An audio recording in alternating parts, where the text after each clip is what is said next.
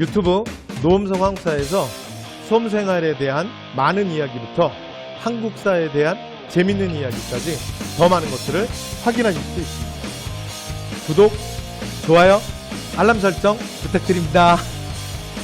자, 이제 그 야사특강 시즌 5. 그래서 오늘은 성리학편입니다. 성리학. 그래서 우리가 지난 시즌 4에서 사실 이제 불교사를 정리 한번 했고요. 불교사를. 자, 오늘은 성리학으로 들어가도록 하겠습니다. 그래서 성리학에 대해서 시작을 할 건데요. 오늘은 이제 첫 시간이라 일단 기본적으로 성리학은 뭐니? 도대체 무슨 얘기하는 거니? 자, 그 얘기부터 시작할게요. 됐죠? 그래서 오늘 얘기는 아마 제가 여러분 프린트를 보시면 성리학 기본 설명하기 위해서 제가 이기론 얘기 꺼내놨고요. 그 다음에 그 아래쪽에 보면 이황이의를 그렇게 표처럼 정리해놨지. 그죠? 그래서 이황이의의 사상 정리할 거고. 됐죠? 그러고 나면 그 뒤를 보면 주요 성리학자들 쭉 정리해 놓은 건데 지금 그 뒷편은 사실은 제 거 필기노트입니다. 그래서 필기노트에 있는 내용을 가지고 왔는데 오늘은 뒷페이지는 못 나갈 겁니다. 그래서 미리 말씀드리면 오늘은 우리는 첫 페이지 하면 끝납니다.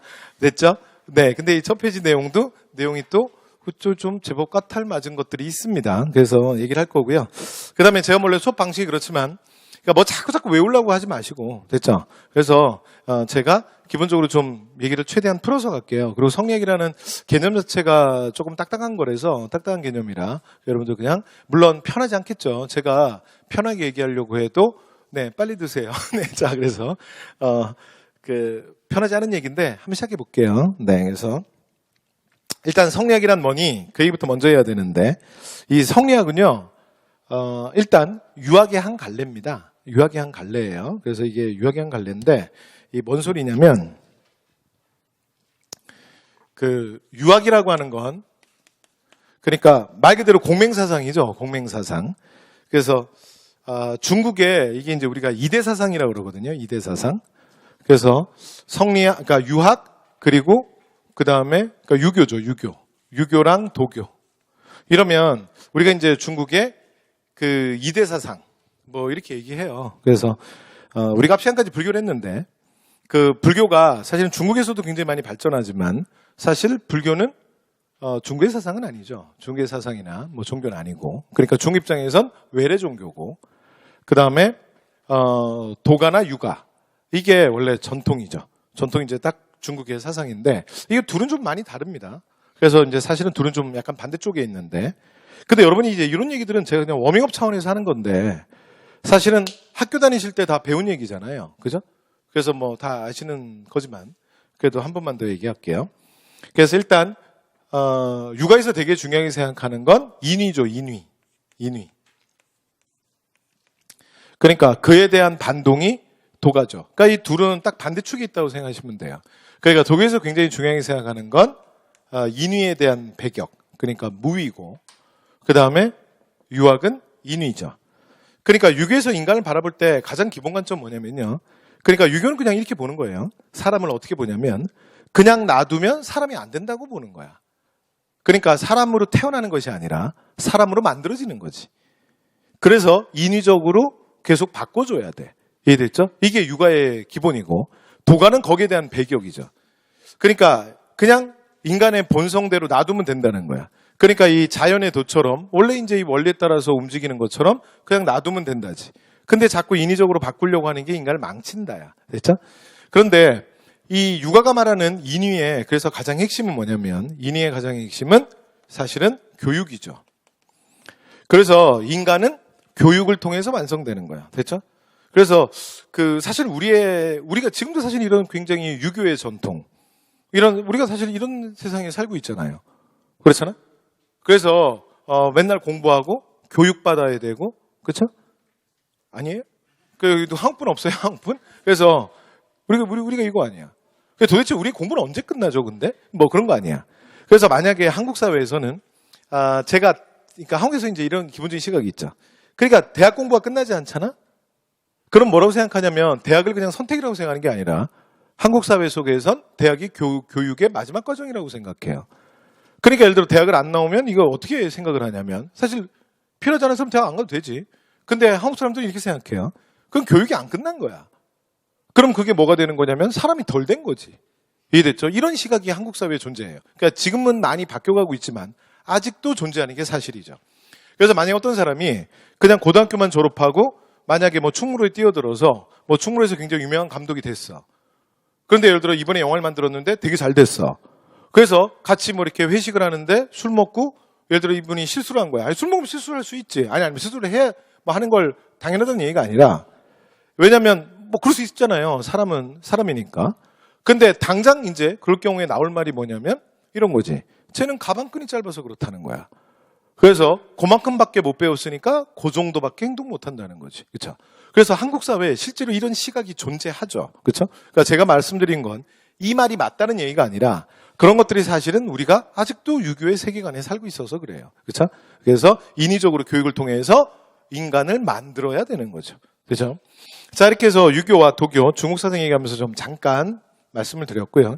그러면 지금부터 우리가 얘기하는 성리학은 이게 유교의 한 갈래입니다. 그러니까 간단하게 벤다이어그램으로 그리면 유교가 만약에 유학이 뭐 이런 거라면 그러면 성리학은 어떻게 되는 거야? 성리학은 이 유학의 한 갈래예요. 됐죠? 그러니까 이제 성리학과 유학의 관계는 이렇게 표현하면 되지. 여기까지 되죠? 자, 그래서 성리학 본격적인 얘기 들어가기 전에 중국 유학의 변천에 대한 얘기를 짧게만 하겠습니다. 그래서 간단하게 할 건데 지금부터 제가 말씀드리는 내용은 그냥 편안하게 들으시면 됩니다. 됐죠? 그리고 사실은 우리 역사에 영향을 줘요. 우리 시험에 영향을 주는 파트가 몇 개가 있어. 그러니까 이제 그런 것만 그렇구나 그냥 그러려니 하시면 돼요. 됐죠? 그러니까 이걸 막 이렇게 외우거나 그러면 오바예요. 이해됐죠? 그리고 대부분 한국 선생님들이 수업을 할 때 이런 얘기를 잘 못해요. 근데 예전에 제가 수업 시간에 얘기했는데 사실은 저도 안 해요. 그리고 특히 올해는 안 할 거예요. 그래서 제가 이걸 무료 특강으로 뺀 거야. 이해됐죠? 그래서 어떻게든 좀 시간을 제가 줄여야 되니까. 자, 해볼게요. 일단 유학의 시작은 그 춘추전국부터 가볼게요. 그래서 우리가 이제 유교의 기본적인 틀이 만들어지는 게 춘추전국 시대 이후다 이렇게 얘기를 하거든요. 그래서 일단 자 춘추전국.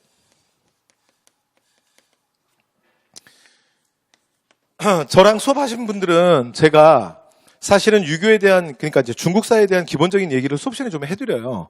그래서 중국사의 틀을 사실은 잡아놓고 수업을 하는데 그게 왜 그러냐면 우리 역사가 중국의 역사를 빼고는 설명을 할 수가 없어. 그래서 좀 알아야 돼. 그래서 말씀을 드리는데 근데 저랑 수업을 안 하시고 이걸 통해서 그냥 보신 분도 계시니까 살짝만 얘기하면 중국 역사 한 5,000년을 제가 그냥 빠르게 읊어볼게요. 자, 중국의 역대 왕조는 여자 이름으로 시작해서 남자 이름으로 끝나요. 그리고 패턴도 똑같아요. 그래서 분열, 짧은 통일, 긴 통일, 분열, 짧은 통일, 긴 통일이야. 그래서 시작해볼게요. 저 혼자. 자, 은주. 그래서 은나라, 주나라, 여자 이름으로 시작했죠. 그 다음에 분열의 시대. 되죠? 그 다음에 짧은 통일, 진, 긴 통일, 한이에요. 됐죠? 그 다음에 516국이라고 하는 사실은 516국 남북조라고 하는 또 엄청난 분열기가 한 번 있습니다. 그래서 대분열기가 있어요. 여기가 됐죠? 그러니까 춘천국이랑 좀 비슷해요. 되죠? 그래서 이게 한 350년간의 대분열기야. 됐죠? 그냥 편하게. 자, 그리고 나면 짧은 통일, 수, 그 다음에 긴 통일, 당입니다. 됐죠?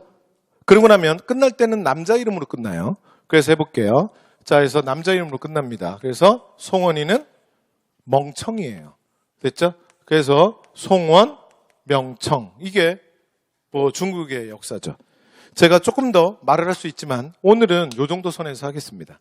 그래서 제가 중국 역사 지금 5,000년을 한 20초 만에 한 거예요. 됐죠? 그래서 5,000년 20초 괜찮죠?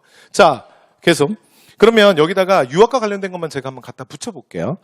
그래서 첫 번째, 이 춘추 시대가 바로 공자가 살았다는 시대입니다. 그래서 춘추의 이름은 사실은 공자가 줬던 역사상 가장 오래된 편년체 사서인 춘추라는 책에서 그 시대명이 온 거예요. 그래서 이후에 그러니까 역사서를 어떻게 쓰는 거야? 말 그대로 봉가을 쓰는 거야. 됐죠? 여기다 대고 설마 그럼 여름은 안 써요. 그럼 퇴장이야. 이해됐죠? 그래서 봄가을 썼다라는 건 뭐예요? 시간의 순서에 맞춰서 썼다라는 거지. 그래서 이 편년체 사서가 가장 오래된 시간의 순서대로 쓰는 게 가장 오래된 역사서고요. 그다음에 그래서 여기에서 비롯해서 동아시아의 나라들은 역사 편찬 기간을 만들면 이 이름을 따서 만들죠. 그래서 역사 편찬 기간 이름이 뭐예요? 춘추관이 되는 거예요. 여기까지 됐죠? 오케이. 자, 그다음에 전국 시대는 조금 더 살벌한 시대인데, 자, 이건 맹자가 살았던 시대예요. 그래서 정말 약육 강식의 시대지. 자, 그래서 공자의 시대, 춘추 시대, 자, 맹자의 시대, 전국 시대, 뭐 이런 말씀 잠깐 드렸는데, 중국의 대분열기입니다.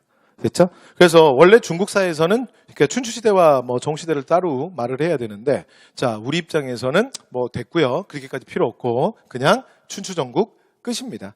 그래서 춘추 전국 시대는 주왕실이 은주, 그래서 이게 마지막이 주나라거든요. 그래서 동쪽으로 도망간 다음에 주왕실이 힘을 잃은 거야. 그래서 지방 영주들이 막 날뛰는 엄청난 약육 강식의 시대야. 그래서 정치적으로는 엄청난 대혼란기였지만, 자, 경제 문화적으로는 굉장히 발달했던 시대입니다. 됐죠? 그래서 뭐 공자의 맹자의 사상, 그래서 공맹 사상이 바로 유학이 되는 거죠. 유교가 되는 거지. 여기까지 됐죠? 오케이. 자, 그다음에 최초의 중국 통일왕조가 누구냐면 진인데, 이 진이라는 최초의 통일왕조가 등장하고 나면 여기에 무서운 사람이 하나 등장해요. 이게 누구냐면 나는 그냥 왕으로 불릴 수 없다. 그래서 마지막 이 전국 칠웅시대를 내가 통일했는데, 이 진나라의 통일 방식이 그러니까 7팀이 토너먼트로 싸워서 최종적으로 우승팀 한 팀이 나온 게 아니고요. 그런 방식이 아니라 이 진이라는 하나의 나라가 6개의 나라를 차례로 멸망시켜요. 그러니까 정말 굉장히 특이한 통일 방식이죠. 그래서 이 진나라의 왕이 나는 그냥 왕이라고 불릴 수 없다. 그래서 아무리 생각해도 내가 너무 위대해. 그래서 중국의 신화 속에 나오는 삼황과 오제에서 이름을 따와요. 그래서 나를 뭐라고 불러라? 황제라고 불러라. 그래서 황제 시조가 됐다. 그래서 이 사람을 우리가 뭐라 그러냐면 진시황제라고 하죠. 보통은 줄여서 뭐라 그래요? 줄여서 그냥 진시황 이렇게 얘기합니다. 됐죠? 네. 그래서 중국이라는 원형, 그래서 우리가 중국을 지금도 진화 또는 춘친 또는 차이나라고 하는 그 부르는 모든 이름은 여기서 유래했습니다. 됐죠? 그런데 이 위대한 통일이 사실은 15년 만에 망해요. 그래서 이 엄청나게 폭압적인 통치 속에서, 그래서 진시황이 얼마나 폭압적인 사람인지를 굉장히 잘 보여주는 사건이 뭐냐면 분서갱유라는 사건이에요. 이 분서갱유는 뭐냐면, 여러분 이런 거 시험에 안 나옵니다. 됐죠? 그러니까 편안하게 그냥 들으시면 돼요. 됐죠? 그럼 쓸데없는 소리를 왜 해? 그러지 마시고. 이해됐죠? 그럼 가세요. 됐죠? 자, 보세요. 이 분서갱유는 말 그대로 읽어볼게요. 자, 그러니까 책을 불태우고, 그러니까 유학자를 파묻어버린 거야. 그럼 무슨 말이에요? 무슨 말이냐면, 내가 왕 아니라니까 황제라고. 이해돼요? 그런데 황제가 뭔가 정책을 펼치는데 신하들 중에서 뭐 그러시면 되느니 안 되느니 하는 놈들이 있더라 이거야. 그러니까 뭐 하오나 배야 뭐 이런 얘기를 하는 놈들이 있어요. 그래서 그런 놈들을 어떻게 하겠다는 거예요? 다 파묻어 버렸다고요. 이해됐죠? 그래서 왕에 대해서 이러쿵저러쿵 하는 놈들 보니까 다 유학자들이야. 보니까 이 유학 서적들이 문제야. 그래서 어떻게 하냐면, 여러분 정말 대단하지 않습니까? 그렇죠? 그래서 그러시면 아니 되옵니다는 잡아다가 싹 다 파묻는 거야. 이해됐죠? 그 다음에 이 책도 나중에 문제가 될 수 있죠. 이걸 갖고 자꾸 공부하잖아. 내일도 공부하지 말라는 얘기야. 이해돼요? 좋은데요? 그러면 저 시대로 가시면 돼요. 됐죠? 자, 그런 다음에 어떻게 했다고요? 다 파묻고 불태워버린 거야. 자, 이게 진나라야. 이런 폭압적 통치는 그의 위대한 통일을 15년 만에 끝냅니다. 그래서 다시 진나라는 망하고 한나라가 등장을 해요. 됐죠? 그래서 초패왕 항우와 그 다음에 항고조 유방이 붙었는데 항고조가 이기죠. 그래서 이번에 기인 통일, 한나라가 만들어집니다. 그런데 우리가 한나라를 얘기할 땐 뭐라고 얘기하냐면 중국 고대 문화의 완성이라고 보통 표현을 해요. 그래서 중국이 가장 중국다워지는 시대입니다. 그래서 오늘날 우리가 중국 민족을 진족이나 당족이라고 하지 않고 한족이라고 하죠. 그게 한나라 한자를 씁니다. 그 다음에 두 번째, 중국의 문화를 한문화라고 하고요. 그 다음에 중국의 글자를 한자라고 합니다. 그래서 중국의 기본적인 문화의 원형이 만들어지는 시대가 한나라입니다. 됐죠? 그런데 이 사실은 문화적 원형이 만들어지는데 결정적인 역할을 하는 게, 그러니까 중국이 가장 중국다워지는데 결정적인 역할을 하는 게 사실은 유학입니다. 그래서 한나라 때 바로 유학이라는 게 국교화돼요. 됐죠? 그래서 한나라 때, 자, 유학이 방금 전에 말씀드린 것처럼 국교화됩니다. 그러니까, 여러분, 우리 이제 수업을 할 때 고조선 수업 기억나세요? 그래서 고조선이 언제 멸망하지? 옛날에. 그러시면 안 돼요. 한국사 공부하고 있는데. 그래서 BC 108년. 그럼 누가 쳐들어오는 거야? 한무제.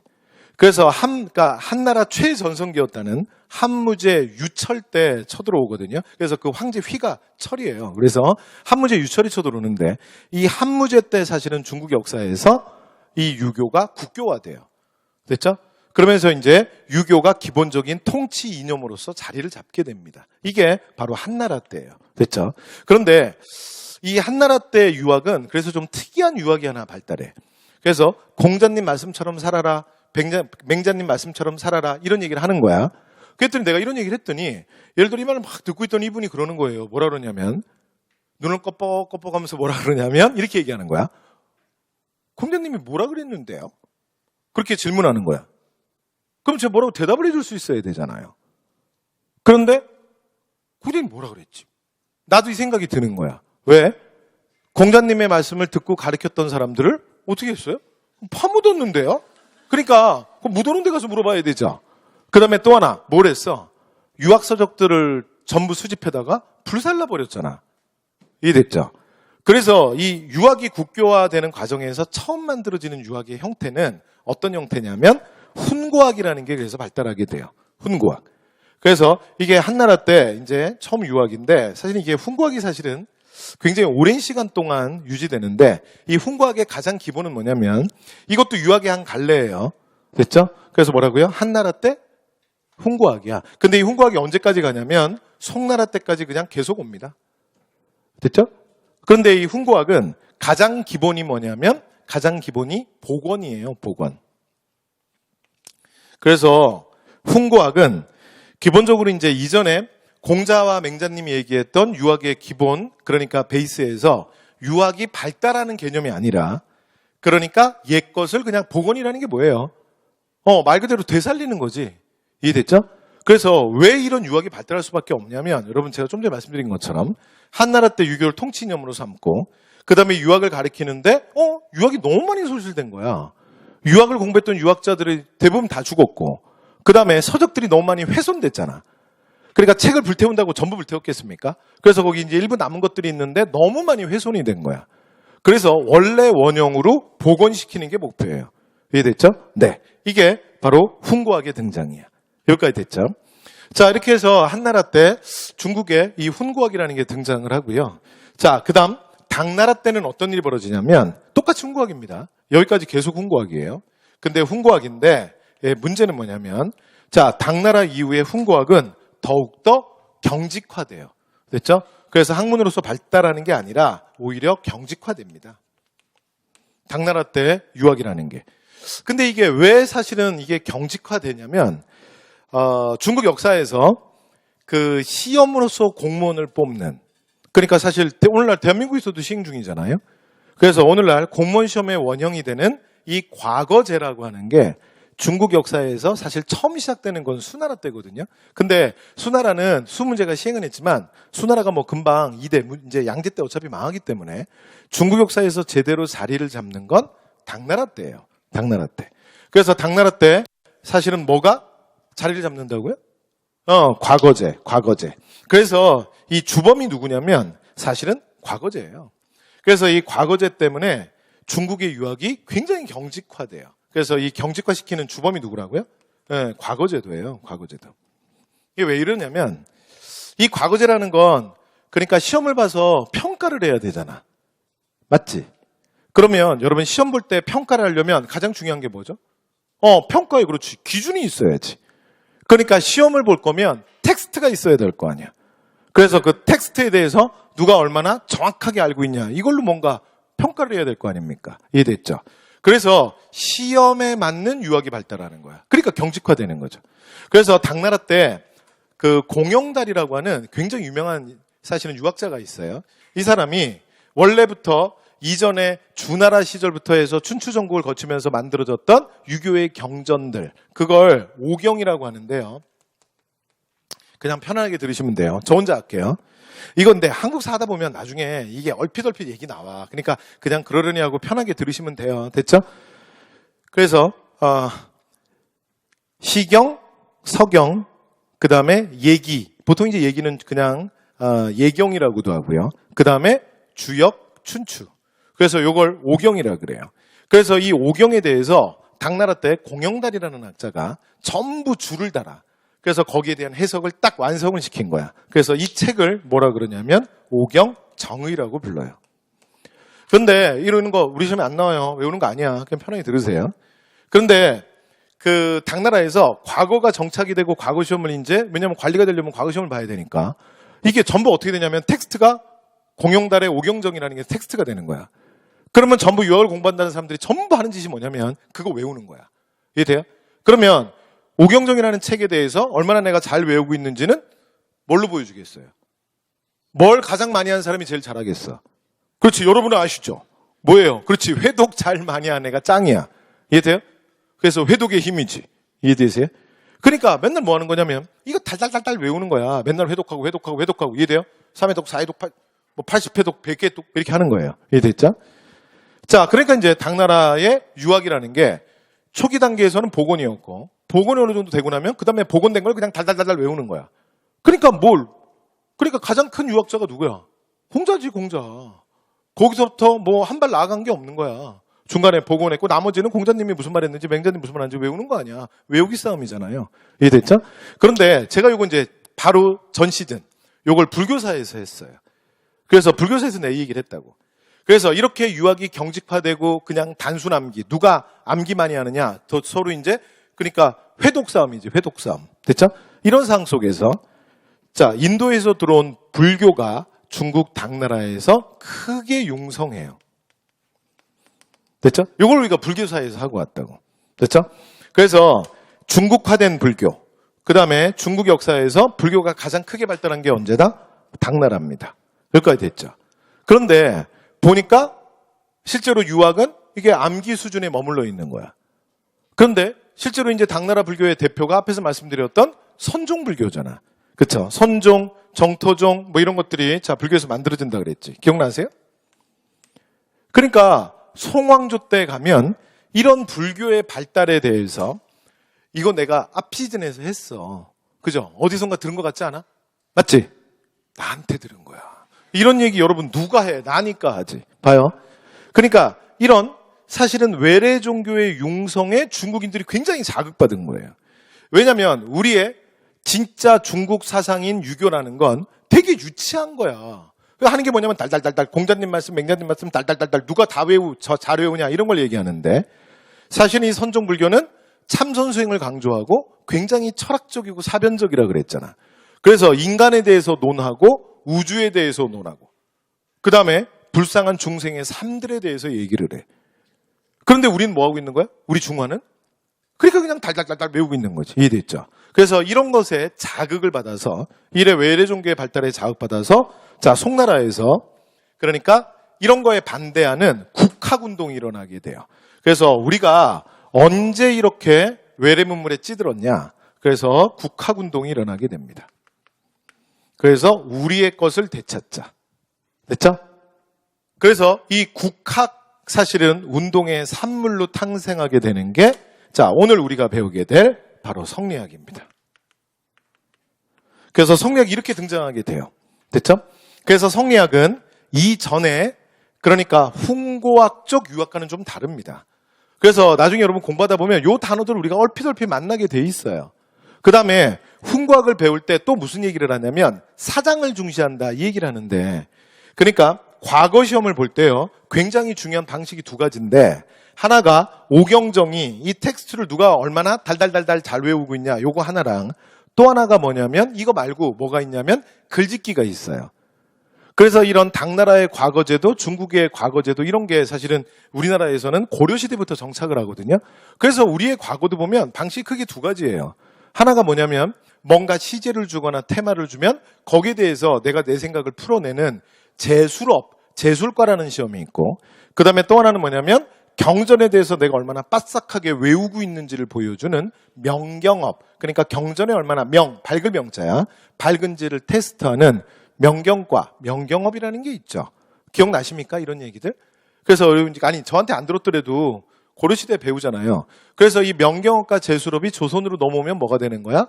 바로 생원가와 진사가가 되는 거지. 여기까지 되시죠? 그러니까 그렇게 과거 시험을 보는 거야. 그래서 훈과학의 자 특징은 뭐냐면 훈과학도 있고 또 하나 과거제에 관련된 게 사장을 되게 중시해요. 글짓기. 왜냐하면 사장이 아까 말씀드렸지만 제수롭. 이게 바로 진사과에 해당하거든. 이해됐죠? 이렇게 그러니까 유학이라는 것 자체가 뭔가 시험이랑 좀 연관성을 맺고 있는 거지.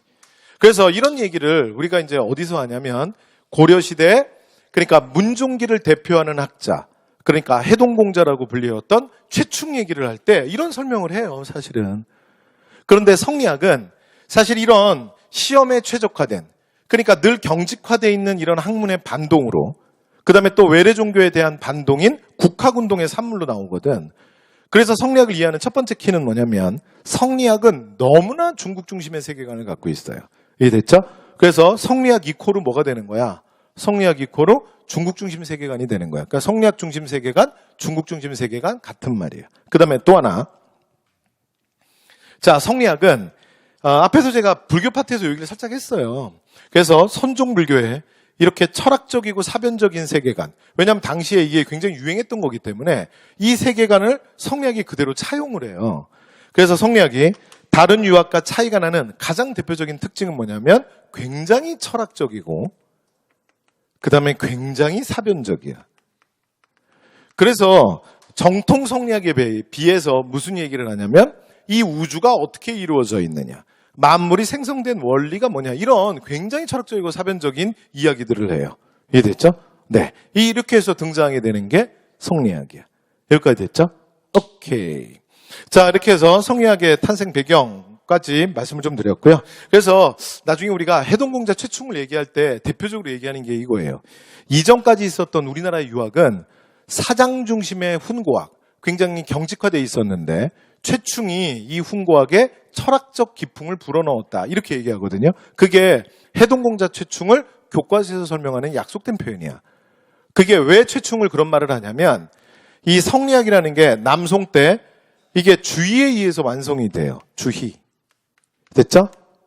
그러니까 성리학을 다른 말로 주희가 그래서 나중에 뭐라고 불리우는 거야? 주자로 불리우잖아. 그래서 성리학과 똑같은 말이 주자학이에요. 됐죠? 그 다음에 굉장히 오랜 시간 동안 여러분 보세요. 훈고학이었죠? 근데 새로운 유학이 등장했죠? 그래서 성리학을 뭐라고도 부르냐면 신유학이라고도 불러요.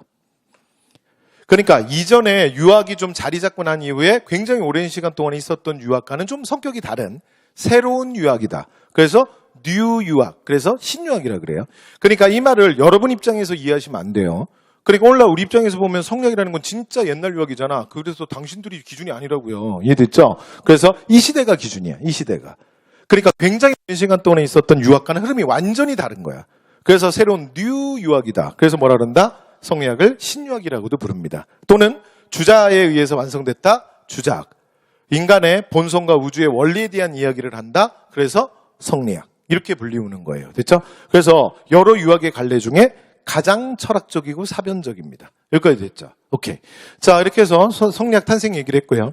자, 그러고 나면 자, 송원이는 멍청이 이렇게 끝난다 그랬잖아. 그러니까 멍왕조가 있나요? 그러시는 건 아니죠. 그래서 이건 명을 얘기하는 거예요.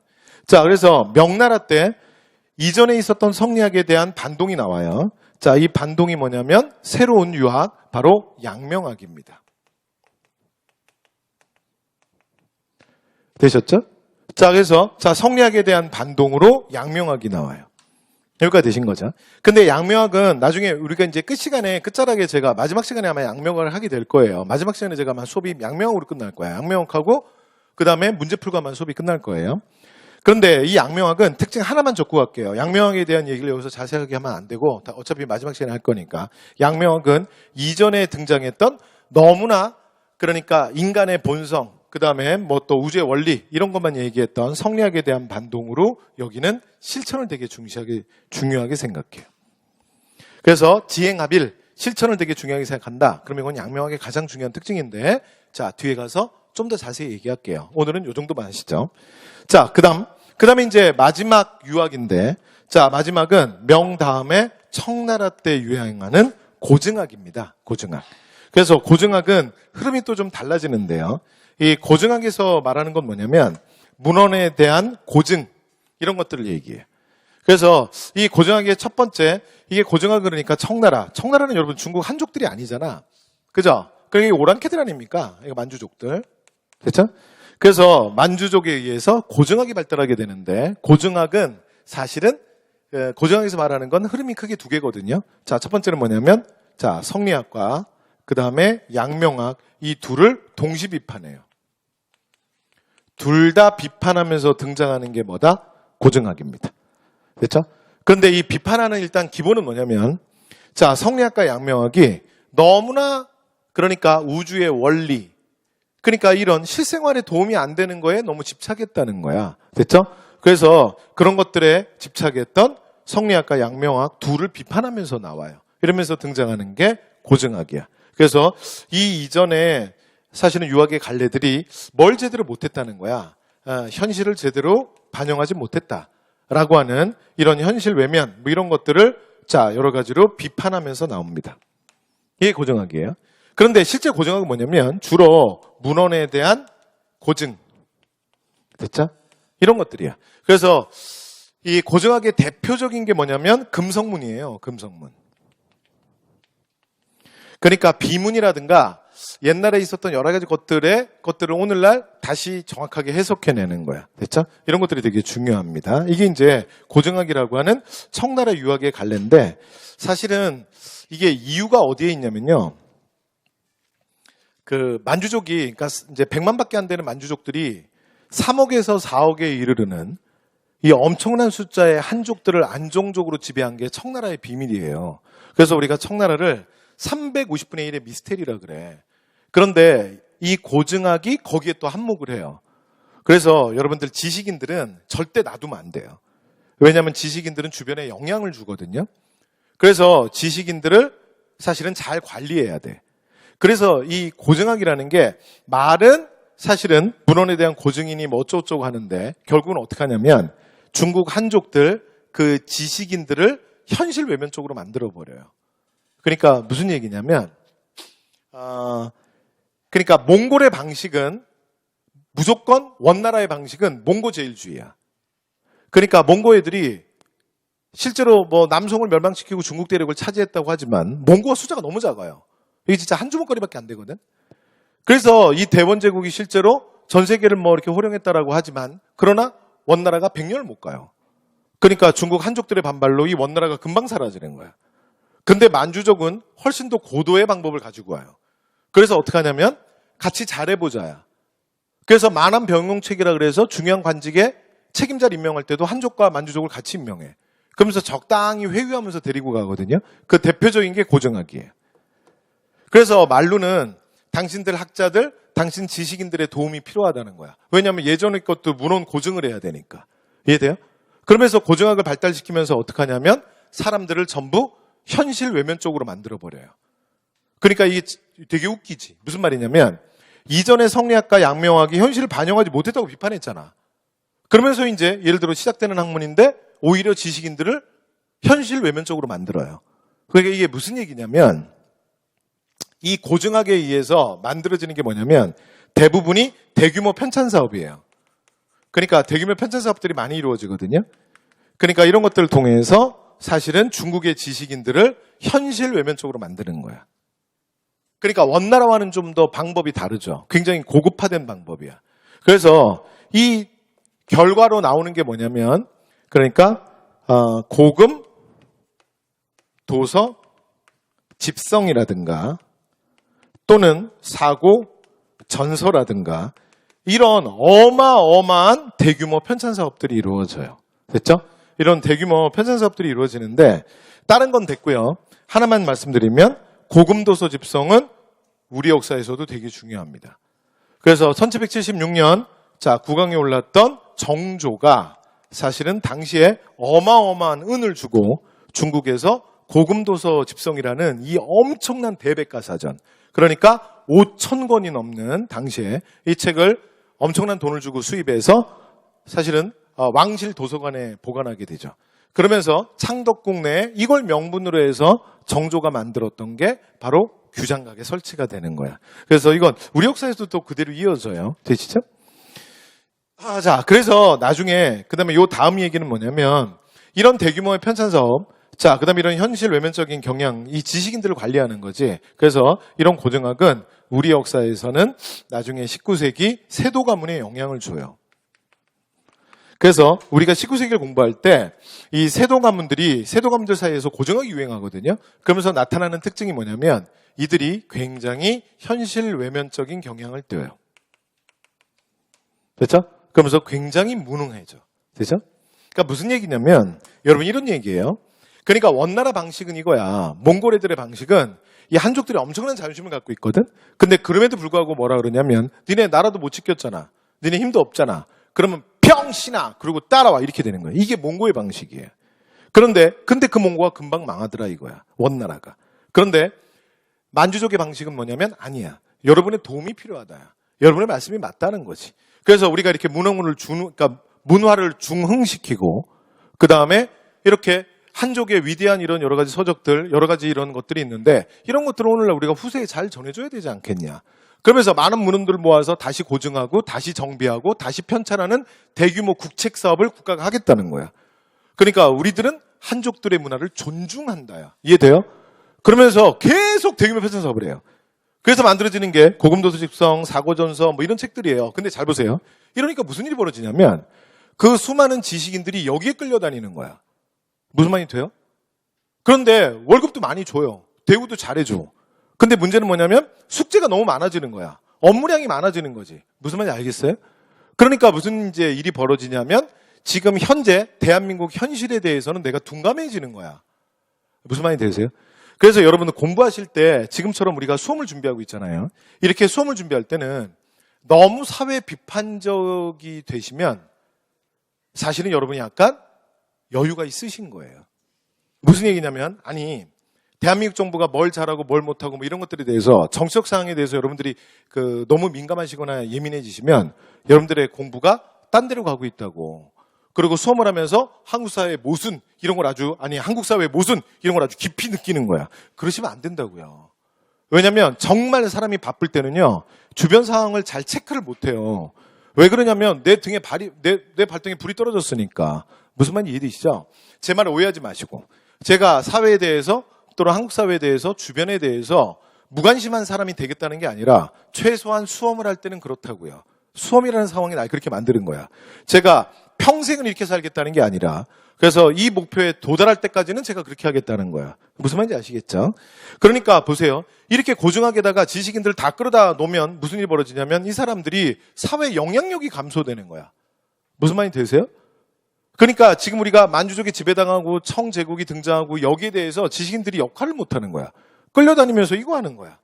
이해됐죠? 그래서 굉장히 현실 외면적이 되는 거예요. 그런데 나중에 19세기 세도 가문이 되게 영향을 끼쳐요. 우리나라에. 그래서 19세기 세도 가문의 특징이 뭐냐면 굉장히 현실 외면적이에요. 여기까지 되셨죠? 요 정도 합시다. 자, 이렇게 해서 훈고학, 성리학, 양명학, 고증학까지 조금 말씀드렸고요. 고증학은 조금 말씀을 더 드린 게 양명학은 나중에 할 얘기를 해서 제가 얘기를 안 했는데 고증학은 하지 않을 얘기를 해서 잠깐 얘기했습니다. 됐죠? 요 정도만 얘기하고요. 그러면 유학의 갈래는 크게 지금 제가 몇 가지 말씀드렸어요? 몇 개였어요? 대표적으로 4가지라는 거야. 자, 하나가 뭐라고요? 맨 처음에 만들어지는 훈고학. 그리고 그 다음에 뭐라고요? 성리학. 그리고 양명학. 그리고 고증학. 요렇게입니다. 그리고 실제로 한국 사회에서 우리가 이제 공부를 하다가 여러분 한국사 공부를 하다가 만나게 될 유학의 장르도 요렇게 4가지 정도예요. 됐죠? 또 고정학에 영향을 받아서 사실은 유학의 한 갈로서 이전의 기존 유학을 비판하면서 나오는 또 하나의 흐름, 개혁적 흐름. 그러면서 우리가 실학 얘기도 나중에 하게 되는데요. 자, 실학은 일단 여기서 뺐어요. 됐죠? 그러니까 요 정도 얘기를 우리가 듣게 돼요. 됐죠? 네, 그래서 한번 그냥 보시면 될 것 같고요. 그래서 참고로 제가 그냥 배경을 깔아드렸고, 그 다음에 꼭 외우실 필요는 없습니다. 어느 나라 때 어떤 유학이 만들어졌냐, 뭐 이런 걸 왜 외워요? 왜 중국사인데? 됐죠? 네, 외울 필요 없어요. 네, 외울 필요 없는데 그냥 외워는 져요. 아니, 외울 필요는 없는데 이게 쉬워요. 왜냐면, 외우지 마세요. 외우지 맞는데 쉽다고요. 그러니까 보세요. 한 나라로 해서 훈고하기고. 그 다음, 쏙 나라는 거, 썩하기. 명 나라는 거, 양, 명하기. 청나라는 거, 찡하기. 이해됐죠? 그래서 이게, 그냥 이게 자연스럽게 돼요. 외우라는 얘기는 아니고, 그렇다는 얘기예요. 됐죠? 그래서 나중에 우리가 뒤가 살 건데, 대신에 성리학은 송나라 유학이 맞지만, 시험에서 주의사항은 뭐냐면, 자, 우리나라에, 그러나 성리학이 들어오는 건 언제 들어와요? 원나라 때 들어옵니다. 요거는 주의사항이에요. 자, 성리학이 우리나라에 도입되는 건 언제라고요? 원나라 때입니다. 그래서 정확하게 말하면 고려, 충렬왕 때가 되죠. 그래서 안양이 공식적으로 성리학을 가지고 들어오잖아. 그래서 송나라 때 유학이지만 원나라 때 들어온다. 요 정도 이해됐죠?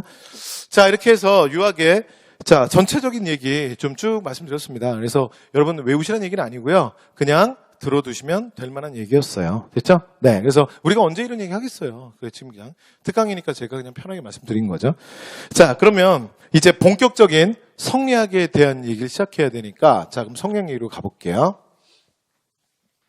자, 그래서 유학에 쭉 이제 진행되는 과정에 대한 말씀 다 드렸고요. 자, 그 다음.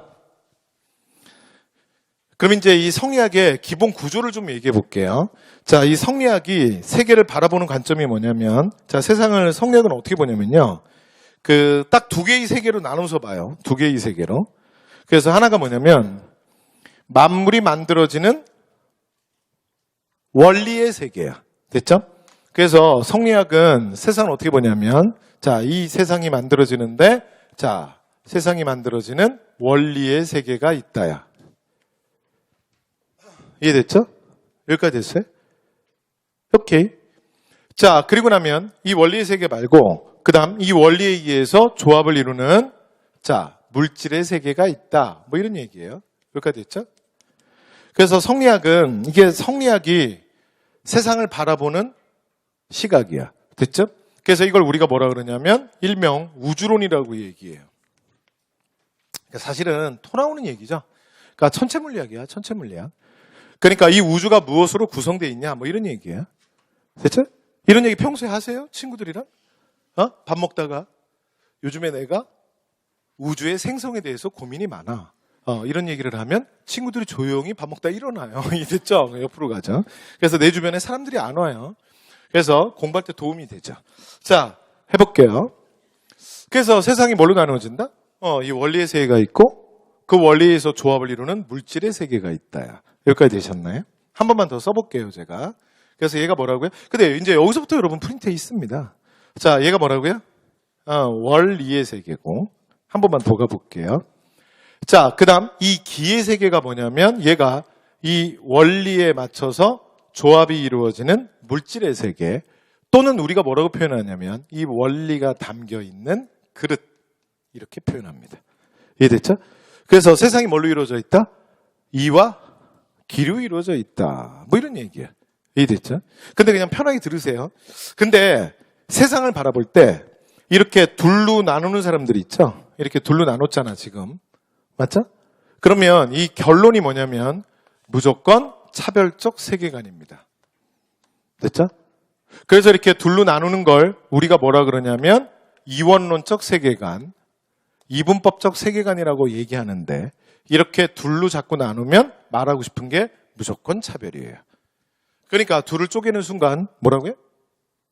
절대 둘 다 중요한 게 아니야. 둘 중에 하나만이 진짜다. 뭐 이런 거예요. 이해됐죠? 그래서 이들의 우주관이 이들의 세계관에 투영이 돼요.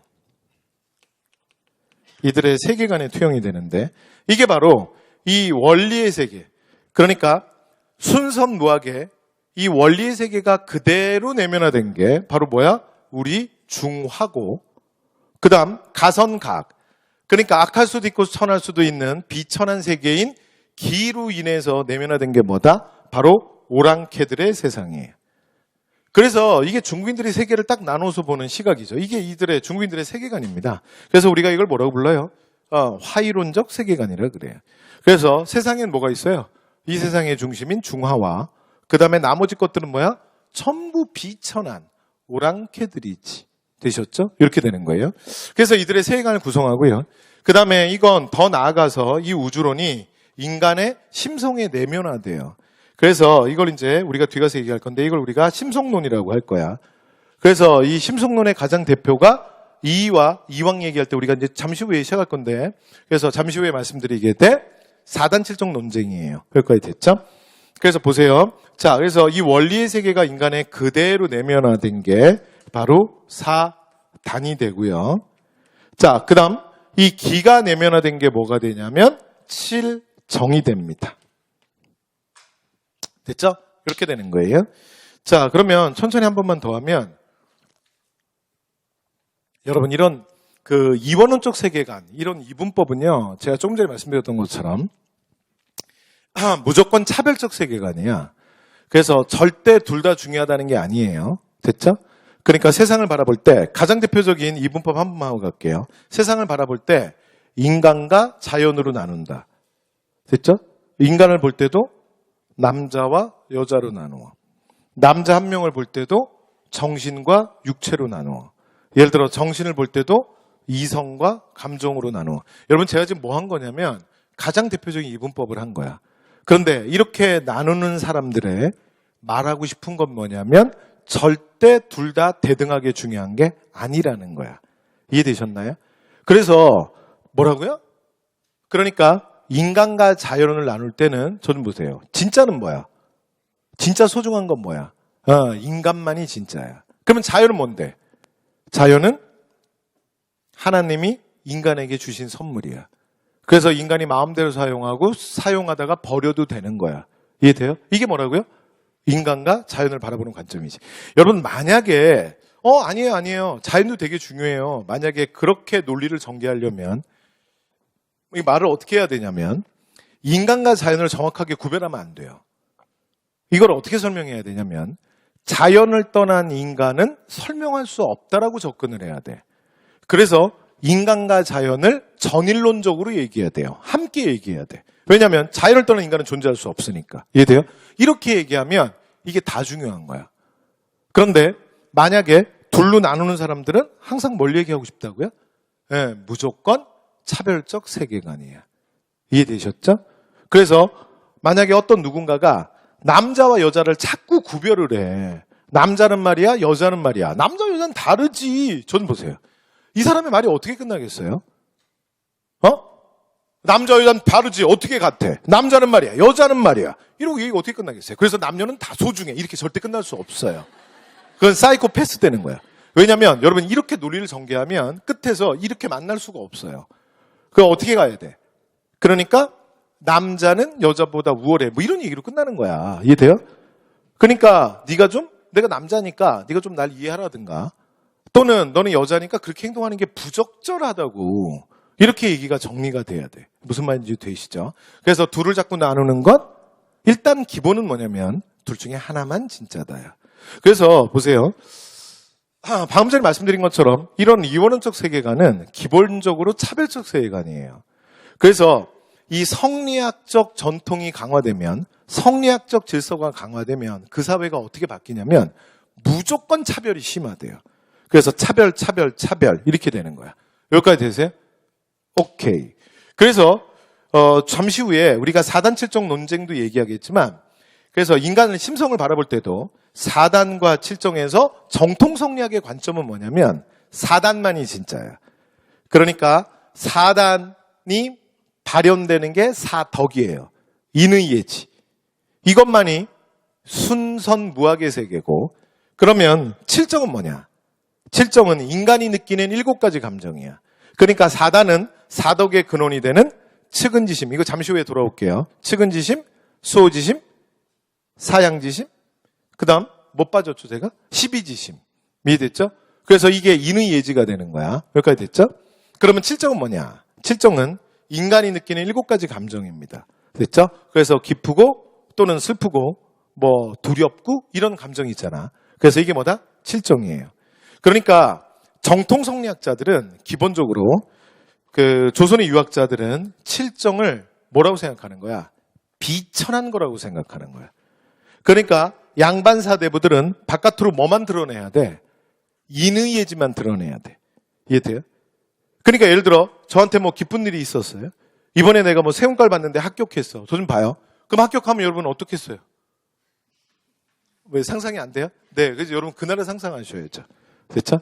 그래서 지금 점수가 중요한 게 아니라 항상 최종적으로 내가 받을 점수를 상상하셔야 돼요. 됐죠? 그리고 여러분이 그 꿈이 간절하면 여러분이 간절했던 그 점수를 여러분 눈으로 보시게 될 거예요. 여러분 저는 지금도 그 말을 믿어요. 서행속담에 이런 말이 있어요. 내가 정말 원하는 걸 내 입으로 10,000번을 하면 그 일이 이루어진대요. 여러분 저는 그 말을 믿습니다. 여러분 제가 그래도 여러분보다 나이가 좀 있는데 지금도 저희가 원하는 게 있고요. 매년 계획을 세워요. 그래서 이제 워낙 저 계획자 세우는 거 좀 좋아하기도 하지만 그래서 계획을 세우고 그 다음에 그걸 꿈꿔요. 그럼 여러분 저는 그 일이 이루어진다라고 믿어요. 그리고 왜 또 이루어질 수밖에 없냐면 이루어질 때까지 제가 멈추지 않을 거기 때문에. 이해되시죠? 네. 그래서 어쨌건 간에 보세요. 원래대로 돌아와 볼게요. 그럼 만약에 합격했다. 얼마나 좋겠어요. 막 울리 막 이렇게 할 거 아니야. 그러면 안 되는 거예요. 그러니까 양반들은 어떻게 하는 거야? 감정을 바깥으로 드러내면 안 돼. 좋지 당연히. 근데 감정은 드러내지 말아야 돼. 그래서 뭐 합격! 그리고 딱 보시더라도 어떻게 해야 돼요? 흥? 이렇게 해야 돼. 됐죠? 표정이 없어야 돼. 이해됐죠? 그 다음에 누가 날 짜증나게 하더라도 막 짜증내고 인상 쓰고 그러면 안 돼요. 비천한 것들이 하는 거야. 감정을 바깥으로 드러내는 건 천한 거야. 됐죠? 그래서 조선의 사대부들은 항상 포커페이스예요. 이해됐죠? 그래서 여러분 한국에 이런 게 남아있어. 그죠? 그래서 사실은 가장 안타까운 게 그 한국 사회에서 가장 안타까운 게 중년 남자들이야. 그죠? 그래서 여성들은 좀 덜한데 남자들. 근데 젊은 남자들은 좀 그나마 괜찮아. 근데 중년의 남자가 문제야. 죄송해요. 늘 포커페이스야. 그래서 맨날 동네에서 만나도요. 저는 조금 인사를 잘하는 편이에요. 그래서 물론 다는 못하는 것 같은데 최대한. 근데 이렇게 같은 주민인 거 따라. 왜냐면 엘리베이터 맨날 타잖아. 타다 보면. 근데 보통 이제 남자들이랑 같이 타면요. 정말 말이 없죠, 서로. 엘리베이터 올라가는 동안. 다 번호만 계속 봐요. 그죠? 번호를. 그러니까 이제, 뭐 조급해서는 아니고, 마땅히 볼 데가 없어요.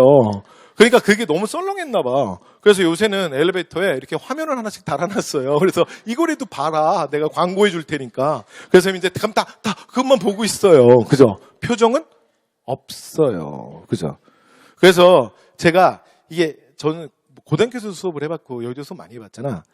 남자가 왕창 있는 교실이 사실 수업하기 제일 힘들어. 남녀가 섞여 있으면 괜찮아. 그 다음에 여자가 많고 남자가 적으면 어차피 남자가 이게 기가 여자한테 안 되거든. 그러니까 여자 기로 가니까 괜찮아. 근데 남자가 한 80에서 90%에서 여자가 10% 수업이 힘들어. 제가 옛날에 신림동에서 경찰 간부 수업을 했었는데 죽는 줄 알았어. 거기가 남자가 90%야. 그리고 걔들은 진짜 눈 감고 있어 막. 근데 조는 게 아니야. 그냥 듣는 거야. 많이 공부했으니까. 들어, 그냥. 그러다가 갑자기 눈 번쩍 떠. 왜냐면 자기가 못 들은 얘기 하잖아요. 번쩍 뜨고 막 필기를 해요. 그 다음에 딱 내려놓고 또 눈 감고 있어요. 막 그래요. 그리고 웬만한 얘기에도 표정에 변함이 없어요. 제가 막 이렇게 해도요, 하면은 부끄러워서 못해요. 막 얘기하면요, 그럼 말할 수가 없어요. 그래서 제가 그런 수업을 못하겠더라고. 자, 어쨌든 간에. 그래서 우리한테 지금도 이게 있죠. 감정을 드러내는 용기가 없어요. 감정을 드러내는 걸 두려워해요. 감정을 드러내면 저 사람들이 나를 가볍게 생각하지 않을까.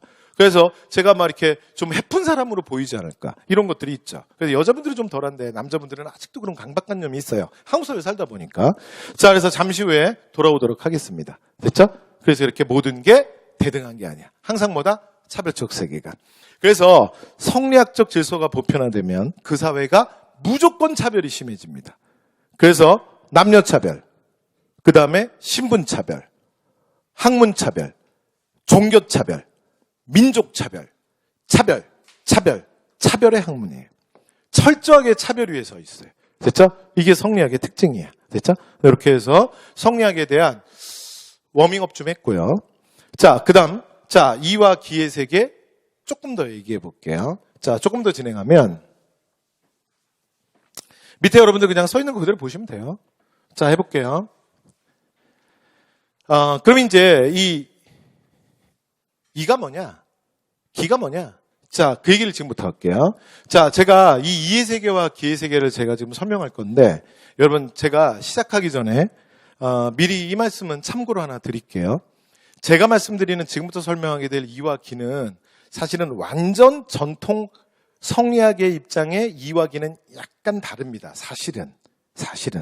그런데 저는 어떻게 설명할 거냐면 이 이와 기를 서양 철학처럼 설명할 거야.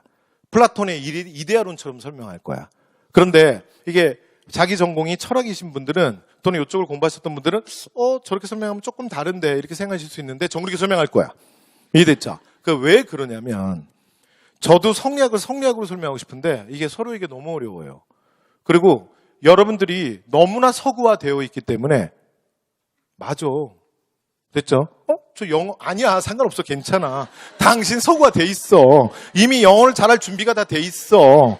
봐요. 우리가 충분히 서구화돼 있어요. 그래서 서양식으로 설명하는 게 훨씬 쉽습니다. 그래서 원래 정통 성리학의 설명 입장과는 살짝 다른 걸 미리 밝힙니다. 자, 그러고 시작할게요. 자, 이 원리의 세계와 물질의 세계는 어떻게 이해하시면 편하냐면요. 그리고 제가 약간 이렇게 설명하는 게 여러분 이게 이해하기 훨씬 편해. 그 다음에 두 번째. 어차피 시험에 나오면 자세하게 안 나와. 이왕인지 이인지 아시면 돼. 이해됐죠? 근데 요즘에 좀 문제가 진화돼서 서경덕이니 조식이니 뭐 이렇게 조금씩 나오거든요. 그래서 또는 사색당판이 이렇게 조금씩 나오거든요. 그러니까 그 정도만 살짝 골라내면 돼요. 그러니까 편안하게 보세요. 됐죠? 그런데 제가 이렇게 말씀드리는 건 그래서 이런 얘기 전혀 안 하고요. 그냥 외우는 사람도 엄청 많아요.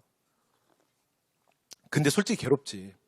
그러니까 문장을 막 읽으면서 문장은 잘 이해 안 되는데 결론을 외우려니까. 그렇죠? 그러니까 이제 그냥 뭐 앞문자 따기도 하고 뭐 여러 가지 하는 거야. 이해됐죠? 막 억지로 하고 막 빵꾸 뚫어서도 넣고 막 혼자 써보기도 하고 뭐 별거 다 하는 거야. 자, 갑니다. 이 원리의 세계와 물질의 세계는요. 자, 해볼게요. 자, 일단 첫 번째. 이 원리의 세계는 이제 뭐라고 표현하냐면 이렇게 표현해요. 이 원리의 세계는 나의 감각기관을 통해서는 파악할 수 없는 세계입니다. 그러니까 오감을 통해서는 파악이 안 되는 형이상학적 세계예요. 두 번째. 자, 이 물질의 세계는 나의 오감을 통해서 파악이 되는 그러니까 형이하학적 세계예요. 됐죠? 이게 뭐다? 이와 기예요. 여기까지 됐어요? 네, 느낌 안 오죠? 그래서 느낌 오도록 좀 비유를 들어볼게요. 제가 예전에 성리학 수업을 할 때 이거 이와 기를 굉장히 다양하게 여러 가지 버전으로 계속 설명을 했어요. 그래서 종합반에서 설명할 때 조금 다르고 그러니까 일부러 여러분을 위해서 단과에서는 얘를 바꿔서도 설명해드리고 문제풀이반에서도 바꿔서 설명하고 뭐 필기노트 할 때도 바꿔서 설명했는데 나타나는 결과는 참패였어요. 그래서 제가 수업을 할 때 뭐라고 말씀드리냐면 이걸 제가 비유를 할 때 비유도 얘도 바꾸지 않겠습니다. 됐죠? 얘를 바꾸는 게 서로에게 좋은 선택이 아닌 것 같아요. 그래서 저를 만나는 그날까지 저는 오직 하나의 예만 듣게요. 됐죠? 자, 갑니다. 자, 그래서 이 원리의 세계와 물질의 세계라는 게 결국 뭐냐면 지금 여러분 우리 앞에 이렇게 나무로 된 책상이 하나씩 있잖아. 맞죠? 저한테는 교탁이 있고 근데 이것도 뭐 책상이지 뭐. 그죠? 여러분 앞에 다 책상이 있지? 있죠? 네. 없이 앉아있으면 이상해요. 뭐 어떻게 앉아있는 거야? 이해됐죠? 그래서 영상으로 보시는 분은 여기가 안 보이겠지만 다 책상이 있어요. 이해됐죠? 자, 그럼 봐요. 나무로 된 책상이라고 얘기할 때 제가 질문해 볼게요. 자, 그러면 지금 여기에 있는 이 책상이 이의 세계야, 기의 세계야? 이의 세계야, 기의 세계. 근데 이게 정말 공교롭게 오늘 제가 이 수업을 하는데 조금 전에 제가 합복구수 할 때 이 얘기를 하고 온 것 같아요. 자, 그래서 봐요. 그러니까 지금 수업 듣는 사람은 똑같은 얘기를 또 하고 있어. 그럼 잘 들어. 뭐 좋지 뭐. 복습 안 해도 되네. 잘 봐요. 보세요. 이의 세계가 뭐냐? 기의 세계가 뭐냐? 자, 다시. 이 책상이 뭐예요? 그러면 이야, 기야? 이예요, 기예요? 책상이 이야, 기야? 그럼 여러분 헷갈리면 뭘 생각하시면 되냐면 내가 책상을 만질 수 있는지 없는지 생각을 하면 돼. 이해됐죠? 아니 생각을 하지 말고 그냥 만져라. 차라리 전 보세요. 바로 책상이 있는데 해보세요. 만져져요? 책상 만져봐요. 당신 책상 만져봐. 책상 만져봐요. 내 누구겠어요? 지금 당신 보고 있잖아요. 내 눈 안 보여요? 자, 손 보세요. 아니 왜냐면 시간이 없어서 나 좀 있으면 끝내야 돼. 자, 만져져요? 자, 그러면 자 질문. 책상은 이의 세계야, 기의 세계야? 이의 세계야, 기의 세계야? 기예요? 기예요? 왜냐면 여기 좀 옆에 보니까 되게 단과 친구들인 것 같아. 그래서 조금 전에 봤는데 또 똑같은 사람들이 있어. 나도 헷갈려. 자, 봐요. 아니 무슨 말이냐면 책상이 만져져요? 안 만져지는데. 책상이 무슨 느낌인데? 만져져? 당신이 제일 세게 대답했으니까 한번 물어볼게요. 책상이 만져져? 무슨 느낌이야? 나무 느낌은 또 무슨 느낌이죠? 자, 좋아요. 하여튼 책상이 무슨 느낌이야? 뭐 딱딱해? 뭐 매끈매끈해? 좀 보세요. 책상 만질 수가 없는데. 오감이라고 하는 건 나의 감각기관, 보거나 듣거나 맛보거나 만지거나 할 수 없는데. 책상이 어떻게 만져져요? 책상이 보여? 책상이 보여? 책상이 보여? 한번 물어볼게요. 어떻게 생겼는데? 무슨 색깔이야? 갈색이라고? 자, 좀 보세요. 무슨 얘기냐면 그 책상의 색깔이 아니라 썬팅지 색깔 아니야? 저거 썬팅 붙인 건데 저거 뛸 수 있는데 저거 뜯으면 뜯어지는데 뜯으면 색깔이 달라질 텐데 자, 표정이 신발 나한테 왜 물어봤어? 뭐 이런 표정이. 아니 그게 아니라 질문이에요, 질문. 근데 무슨 말인지 알겠어요? 제가 만약에 바깥에서 쇠로 된 책상을 가지고 들어오면 여러분은 쇠를 보게 돼 있는데 철로 된 책상을 가지고 들어오면 철을 만지게 돼 있잖아. 만약에 제가 유리로 된 책상을 가지고 들어오면 만지면 유리를 만지는데 유리가 보이는데 아니 무슨 얘기냐면 책상은 안 보이는데 볼 수가 없는데 왜 볼 수가 없냐면 원리의 세계인데 그러니까 여러분이 만지는 건 나무지 여러분이 만지는 건 철이고 여러분이 만지는 건 유리 아닌가요? 무슨 말이냐면 책상이라고 하는 원리가 그러니까 나무라는 그릇에 담겨 있는 거죠 지금. 이해되세요? 여기까지 됐어요? 그래서 책상 만질 수 없는 거예요. 여기까지 됐어요? 그러니까 내가 사실은 사유의 과정을 통해서 책상을 파악하는 거지. 이게 진짜라고. 이게 원리의 세계라고. 오케이? 예를 하나만 딱 더 해볼게요. 네, 안 하기로 했는데 하나만 더 할게요. 하나만 더 해볼까요? 봐봐요. 이게 얘가 되게 많아요. 뭐 10가지 이상 할 수 있는데 그러니까 했다 실패했어요. 예전에. 하나만 더 할게요. X축과 Y축. 이제 우리 뭐라고 불러요? 좌표평면? 전 옛날에 학교 다닐 때 이걸 어떤 놈이 만들었는지 굉장히 궁금했었어요. 나중에 공부를 하고 나서 알게 됐어요. 이걸 뉴턴이 만들었더라고. 그래서 좌표평면을 만들어서 이 인간의 공간 속에서 신을 내보냈더라고. 그래서 사실은 뭐 나중에 기회가 되면 말씀드리겠지만 한 명의 인간이 인류사에 가장 큰 변화를 준 걸로 따지면 대부분의 학자들이 뭐 여러 명이 있어요. 근데 대부분의 1번을 받는 사람이 뉴턴이죠. 그래서 우리가 17세기를 뭐라고 부르냐면 뉴턴의 시대라고 불러요. 그래서 17세기라는 그 시대 자체가 그냥 전부 팔로우 뉴턴이야. 전부 뉴턴을 따라가는 거죠. 그래서 여러분 영국의 유명한 시인이 그 당시에 그 17세기에 지은 뉴턴이라는 시가 있어요. 근데 거기 보면 뭐라고 나오냐면 이렇게 나와요. 하나님이 태초에 뉴턴이 있으라 하시매 세상이 밝아졌다.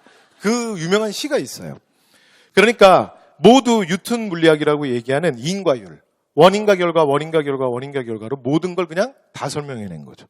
그리고 이건 18세기 계몽주의로 넘어가고 그러면서 사실은 19세기 정도가 되면 서양 애들이 엄청 건방을 떨어요.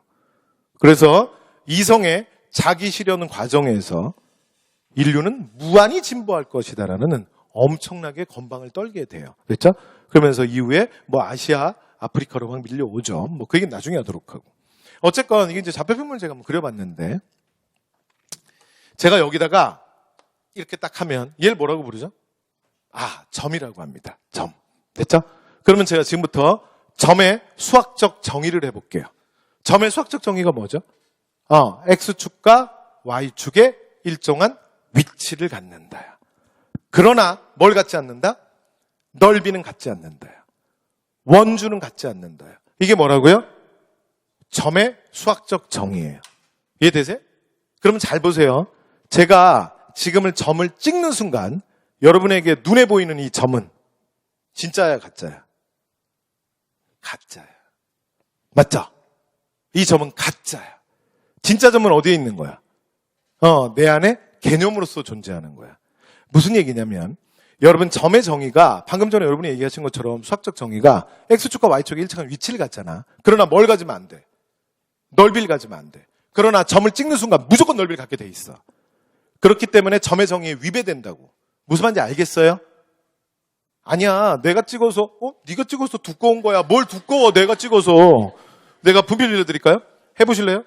넓이를 갖지 않게 칠판에 점 찍을 수 있어? 팡! 해가지고 점 찍을 수 있어요? 절대 못해요. 찍는 순간 무조건 넓이가 생겨. 여러분 잘 보세요. 지금 여러분 가시적으로 보이는, 눈에 보이는 오감으로 파악되는 이 점은 가짜입니다. 진짜 점은 여러분 안에 개념으로서 존재하는 거예요. 우리가 평면상에서 수학에 직선을 얘기할 때도 이런 얘기를 해요. 그러니까 두 점 사이의 최단거리야. 그런데 직선은 절대 넓이를 갖지 않습니다. 그러나 그런 직선은 그릴 수가 없어요. 그런 건 없죠. 어디에 존재하는 거야? 개념으로서 내 안에 존재하는 거지. 무슨 말인지 아시겠죠?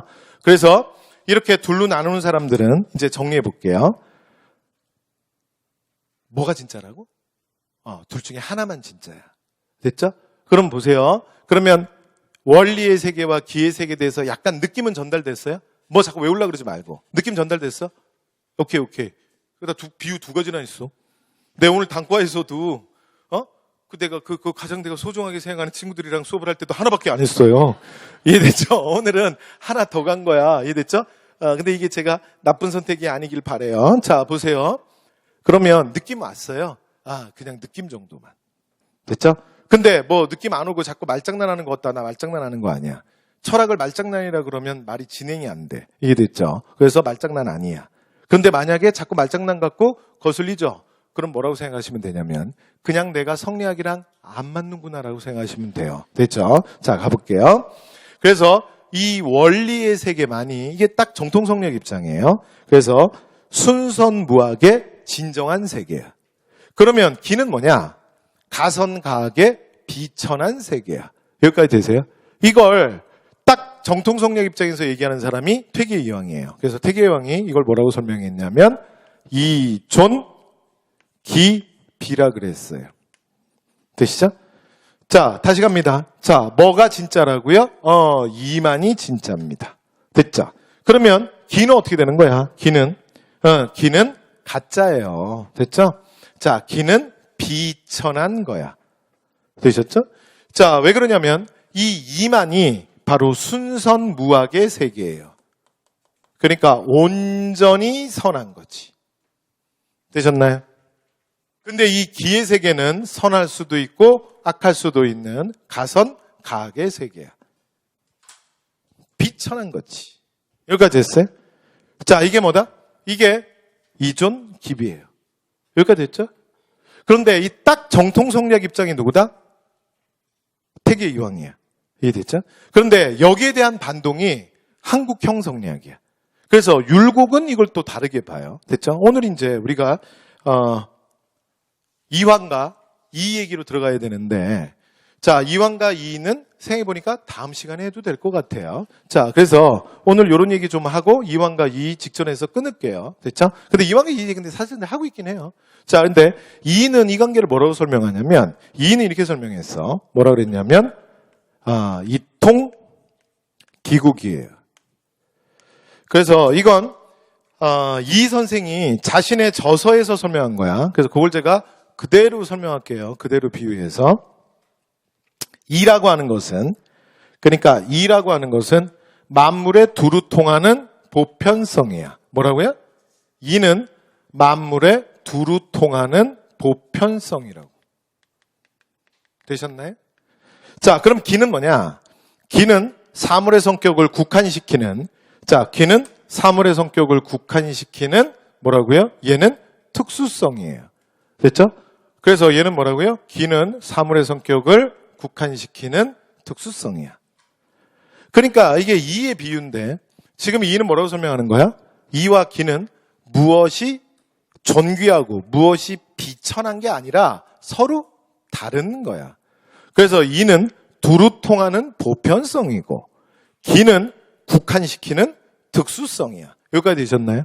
이게 이의 이통기국이야. 뭔 말인지 되세요? 그래서 이걸 이가 자신의 저서에서 딱 뭐라고 설명했냐면 이렇게 설명했어요. 이걸 그릇의 비유로 설명하거든, 이가.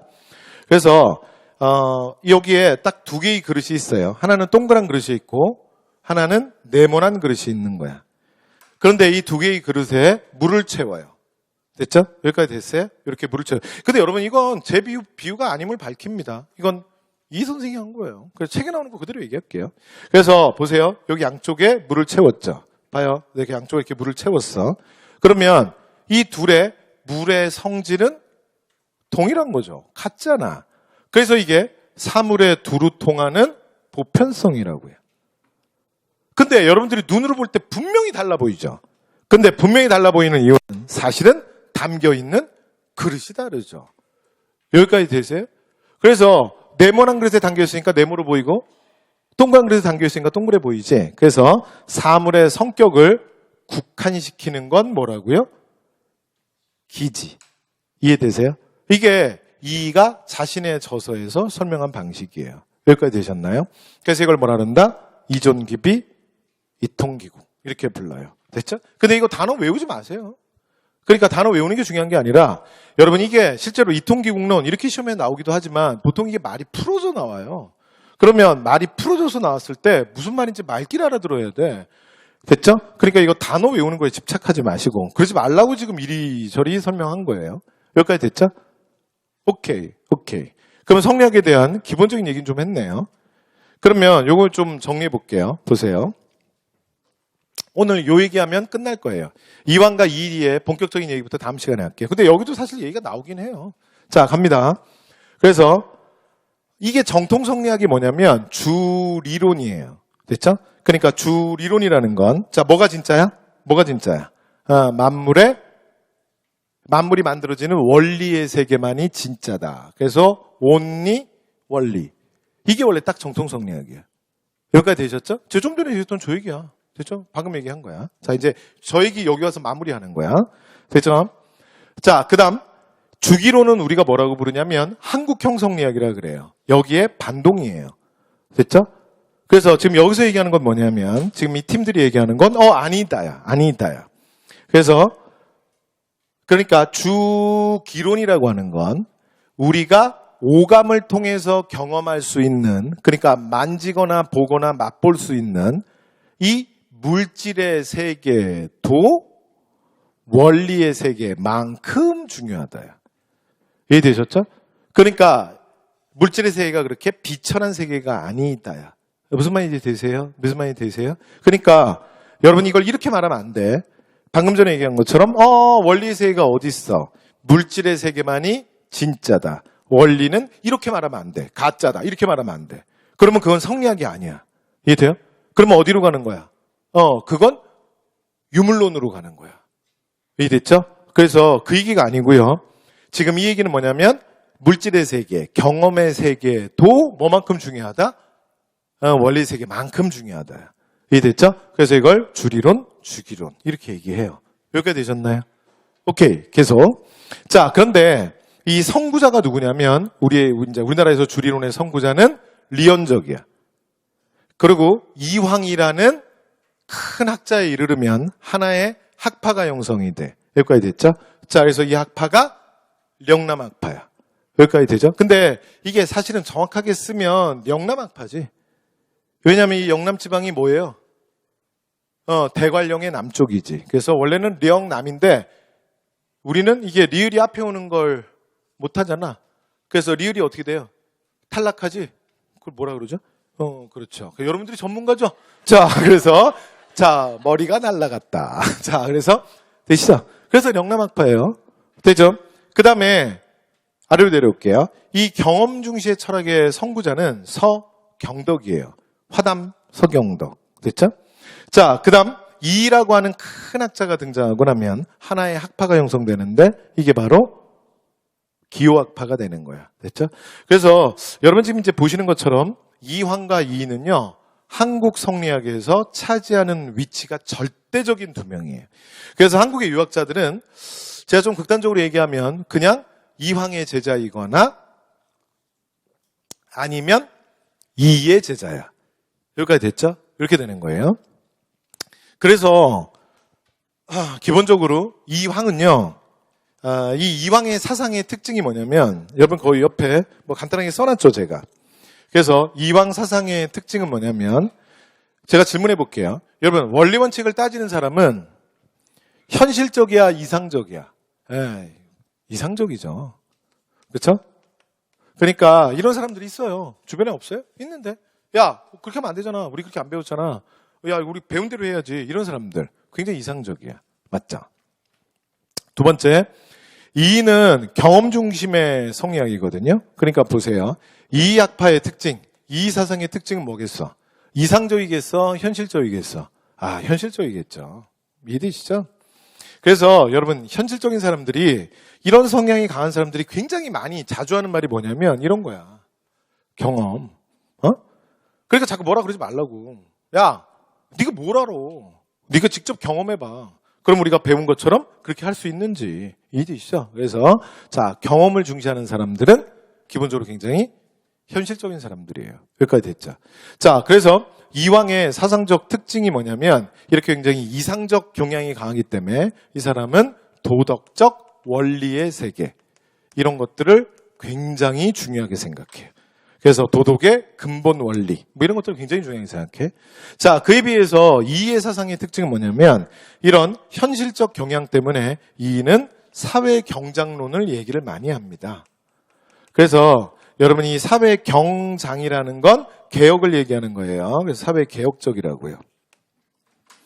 그래서 이 경장이라는 단어는 시험에도 그냥 이대로 나오니까 그냥 눈도장 찍어두세요. 됐죠? 그래서 우리가 가보개혁이라 그럴 때 뭐라고도 불러? 가보경장이라고도 하잖아. 됐죠? 그래서 사회경장론으로 가장 대표적인 게 수미법, 박람회 폐단에 대한 쌀로 걷자라는 수미법이라든가, 됐죠? 또는 뭐 10만년병설은 뭐 제가 굳이 말씀 안 드리는 게 좀 학교에 조금 논란이 있어요. 자, 어쨌든 간에. 자, 사회경장론 이런 얘기들 많이 합니다. 여기까지 됐죠? 그러면 이황, 이에 대한 기본 분위기는 좀 형성이 됐죠? 기본 분위기 정도 느낌은 있지. 오케이. 자, 이렇게 해서 정리하면 되고요. 그 다음에 이거 뒤에 이제 어차피 문화파트에서 리언적 할 때도 잠깐 얘기할 건데, 이 리언적이 처음으로 뭘 얘기하냐면 뭐 리언적, 이언적 뭐 같이 뭐, 그죠? 근데 그것도 구별하시는 분도 있긴 있더라고요. 그래서 가끔 제가 출석 부를 때 류 누구씨 그러면 이렇게 제가 종합반 같은 데는 막 출석도 부르잖아. 그렇죠. 단과에서는 안 불러도 종합반은 출석도 부르고 안 오면 문자 보내고도 해. 단과도 할까요? 근데 뭐 하여튼 하는데, 근데 가끔 이게 출석 부를 때 보면 그러시는 분들이 있어요. 왜냐면 내가 옛날 학교에 출석 불렀던 버릇이 있어서 그런가? 그래서 부르면 뭐 유 누구씨 그러면 이렇게 얘기하는 거죠. 아닌데요. 리운데요. 이거 하시는 분들이 있잖아요. 그래서 그거 좀 구별되잖아. 자, 어쨌든 간에. 그래서 리언적이 처음으로 성악군주론을 얘기해요. 그래서 성악군주론은 뭐냐면 군주가 성악에 이르러야 한다 이거야. 됐죠? 그래서 좋은 군주가 되려면 뭘 해야 돼? 성악에 이르러야 돼. 그래서 이건 원래 유교에서 되게 중요하게 생각하는 거예요. 유교에서. 이거 왜 지웠어? 자, 유교에서 중요하게 생각하는 거야. 유교의 기본이 사실은 수기치인이죠. 수기치인. 그래서 세상을 잘 통치하려면 뭘 해야 돼? 내 몸을 먼저 닦아야지. 됐죠? 그래서 군주가 정치를 잘하고 백성들을 잘 이끌려면 뭘 해야 돼요? 성악에 이르러야 돼. 그래서 이걸 뭐라 그런다? 일강 신목소라는, 여러분 나중에 다음 시간에 제가 얘기 한번 살짝 더 할게요. 이제 좀 마무리할게요. 저 글의 끝에 소자로 끝나잖아. 그러면 제가 수업 시간에 저랑 뭐 수업했던 분들은 제가 많이 얘기해서 아는데 저게 뭐라고요? 단행본의 책은 아니고 상소문입니다. 상소문. 됐죠? 네, 그래서 개양 오불가소 그러면 그 뭐야? 상소문이야. 상소문. 됐지? 자, 그래서 리언적이 일강신목소를 얘기하는데 일강이 뭐냐면 바로 성악의 군주에 이르르는 일강이 수신의 방법이야. 그런데 그 성악의 군주에 이르기 위한 일단 수신을 하려면 뭘 해야 돼? 바로 이 10가지를 하셔야 됩니다. 이 얘기예요. 됐죠? 그런데 이게 나중에 이황과 이에게 이르러서 구체화돼요. 그래서 이황이 나중에 쓰는 책이 성악 10도가 되는 거고 이의 책이 성악 지묘가 돼요. 됐죠? 그런데 이 두 책은 똑같이 군주가 성악에 이르러야 된다라고 얘기했지만 실제로 방법은 굉장히 다릅니다. 그래서 이황의 성악 10도는 사실은 이 성악에 이르러야 하는 게 사실 누구의 역할이야? 누구의 몫이야? 바로 대체 불가능한 군주의 몫이야. 됐죠? 그래서 군주에게 바로 이 10가지 방법을 통해서 성악의 군주에 이르르십시오 하면서 이황이 이 글을 써주는 거예요. 그리고 이황은요, 군주한테 얘기할 때 군주를 굉장히 어려워해요. 그래서 말을 막 엄청 돌려. 이해됐죠? 그래서 사실은 군주에게 어렵게 얘기하는 게 이황이야. 그래서 사실은 이게 뭐가 되는 거야? 소극적 권유가 되는 거예요. 됐죠? 그래서 사실은 하셔야 하옵니다. 이렇게 되는 거죠. 그래서 우리가 이황을 명종기를 대표하는 학자라고 얘기하거든요. 그래서 이황은 사실은 새롭게 왕이 되는 선조에게 이 성악십도라는 책을 선물하고 은퇴합니다. 됐죠? 그리고 여러분 책 끝에 이렇게 도자가 들어와 있잖아? 그럼 의미하는 바가 뭐냐면 이 책에 도식, 그림이 들어왔다는 얘기야. 이해됐죠? 그래서 세종 때 상강행실도. 그러면 어떻게 되는 거야? 책에 그림 들어온 거야. 이해됐죠? 네. 자, 이렇게 뭐 보시면 될 것 같고요. 그래서 뒤에 보면 제가, 이거 아니구나. 그래서 지금 단꺼번이랑 헷갈렸다. 그래서 나중에 여러분 보시면, 자, 성악십도 책을 제가 교재에도 이렇게 꺼내놨는데, 거기에 보면 책을 이렇게 넘기면 도식화된 모양들이 그림이 함께 설명이 돼요. 됐죠? 그래서 성악십도에 대한 말씀 드렸고요. 2입니다. 자, 2도 똑같은 성악군주를 얘기하는데 전혀 달라요, 방향이. 2는 뭐라고 생각하냐면, 자, 군주가 성악에 이르러야 되는데 그걸 군주에게 맡겨놓을 수는 없다. 됐죠? 그러면 그 역할 누가 하느냐? 왜냐면 군주가 너무 중요한데 군주에게 이 온 나라 백성들의 생명이 걸렸는데 군주에게 다 맡길 수는 없어. 왜? 군주는 사람에 따라 그 자질과 능력이 달라. 이해됐죠? 그래서 그러면 왕을 현명한 신하가 성악에 이르르게 해야 돼. 이해됐죠? 그래서 자, 성악 지배에서 얘기는 뭐냐면 적극적으로 계도해야 된다. 이끌어야 된다. 이런 얘기야. 여기까지 됐죠? 자, 그래서 이왕의 성악십도는 자, 이제 결론 갈게요. 자, 누가 중요한 거야? 군주가 중요한 거고. 이의 성악 지배는 누가 중요한 거야? 신하가 중요한 거야. 됐죠? 그러니까 십도 군주께서 이 10가지 길을 본인이 걸으셔야 돼. 본인 말고 누가 이 길을 걸으시겠어. 그런데 성악 지배는 달라요. 현명한 신하가 집요하게 그러시면 아니 되옵니다. 집요하게 그러시면 아니 돼. 됐죠? 자, 이렇게 해서 집요하게 바꿔야 한다. 여기까지 됐어요? 이게 뭐라고요? 성악 집요예요. 그래서 우리가 정치사에서 붕당사를 할 때도 자, 이황의 제자들인 남인들이 집권하면 기본적으로 왕권이 강화되는 거고, 그 다음에 서인이 집권하면 신권이 강화되면서 왕권이 더 많이 견제받는 거야. 그래서 요 가장 대표적인 얘기가 어디에 그대로 나오냐면 17세기 현종에서 나오죠. 그래서 예속 논쟁의 가장 핵심은 뭐냐면 왕과 사대부의 관계가 어떻게 관계를 설정할 거냐. 됐죠?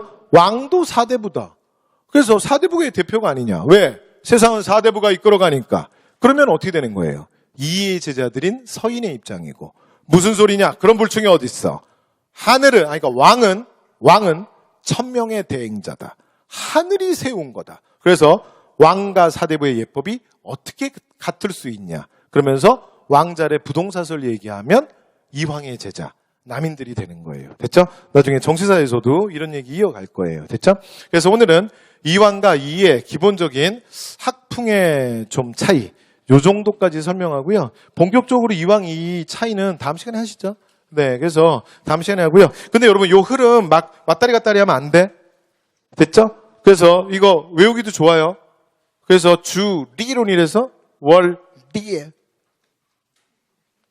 리연적이고요. 자, 이거 똑같은 거 또 하려니까 힘드네요. 그래서 리앙나막파. 됐죠? 기론이. 기역. 됐죠? 그래서 이거 왔다 갔다 하면 안 돼. 그리고 이게 붕당사 공부한 사람들은 이게 좀 아는데 이게 헷갈릴 수 있어. 왜냐면 나중에 화담 서경덕의 제자들과 그 다음에 조식의 제자들 그리고 이황의 제자들이 동인을 구성하고 그 다음에 이의 제자들과 성원의 문인들이 서인을 구성해. 그러면 그게 이게 라인이 어긋났는데요? 아니야. 상관없는 거야. 그러니까 정치사에서 동서붕당은 정치적 견해 차이야. 그리고 이 얘기는 뭐냐면 원리와 경험에 대한 이건 성리학적 입장 차이야. 좀 다른 얘기야. 이해됐죠? 네, 그래서 각각 구별하셔야 돼요. 그러니까 요 라인이 순간적으로 헷갈린다고. 됐죠? 네, 기억하셔야 되고, 서경덕은 2018년에도 나왔어요. 조광조, 서경덕. 됐죠? 네, 그래서 노트에 한번 찍어주시고. 자, 이렇게 해서 얘기했고요. 이완과 이에 대한 본격적인 얘기, 그 다음에 주요 성리학자들에 대한 본격적인 얘기는 두 번째 시간에 이어가도록 하겠습니다. 여기까지 할게요. 여러분 수고 많이 하셨습니다.